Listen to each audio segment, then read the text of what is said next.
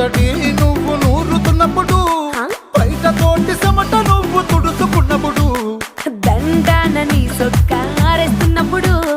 నీ ఒంటి వాసన తెగ గుర్తొచ్చినప్పుడు, రెండు చేతులెత్తి జుట్టు ముడిసినప్పుడు, జండు కత్తుకొని పడుకున్నప్పుడు, అలసిపోయి నువ్వు ఆవలించినప్పుడు, వచ్చుండై ఫీలింగ్స్ వచ్చి వచ్చి చంపేస్తూ